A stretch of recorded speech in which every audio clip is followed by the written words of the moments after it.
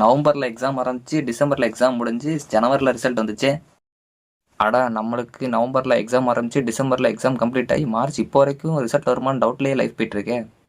எலெக்ஷன்னால இந்த time semester தள்ளி போதாம்ல. எலெக்ஷன்னால result தள்ளி போயிருமோ? ஸோ பார்த்து ரிசல்ட் செக் பண்ணுறா. இன்னைக்கு கேலண்டரில் பார்த்தோம் ஏமாற்றம்னு போட்டிருக்கு. ஸோ ரிசல்ட்டில் வந்து ஏமாற்றம் வந்துடக்கூடாது. அதனால நல்ல நேரம் பார்த்து ரிசல்ட் செக் பண்ணு. நம்ம ரிசல்ட்டுக்கு வெயிட் பண்ணியே டெய்லி ஏமாந்துட்டு இருக்குமே. ஜனநாயகன் படம் தள்ளி போயிட்டே இருக்கே, எப்போ ரிலீஸ் பண்ண போகிறாங்கன்னு தெரியலையே. அடா இங்கே ரிசல்ட்டு தள்ளி போயிட்டே இருக்கும் போலயே.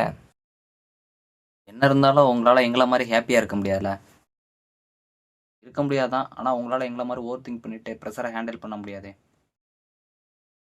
அப்பாடா ரிசல்ட் வந்துடுச்சு, போய் செக் பண்ணுவோம்.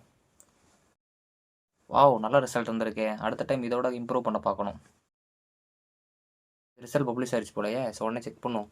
என்னடா இது சர்வர் ஸ்லோவாக இருக்குது. சரி ரிஃப்ரெஷ் பண்ணி பார்ப்போம். சரி இது சரிப்பட்டு வராது, அரை மணி நேரம் கழிச்சு பார்ப்போம். என்ன திரும்ப சர்வர் ஸ்லோவாக இருக்குது. சரி ஒரு நாள் கழிச்சு பார்ப்போம். இன்னும் சர்வர் ஸ்லோவாக தான் இருக்கா. சரி 2 நாள் கழிச்சு பார்ப்போம். என்ன இது WH கோடு வந்திருக்கு. ஃபீல் பண்ணாரா, இந்த செமஸ்டர் விட்டதை அடுத்த செமஸ்டரில் கிளியர் பண்ண போகிறா. இதில் என்ன இருக்குது, அடுத்த செமஸ்டரில் பார்த்துக்கலாம்.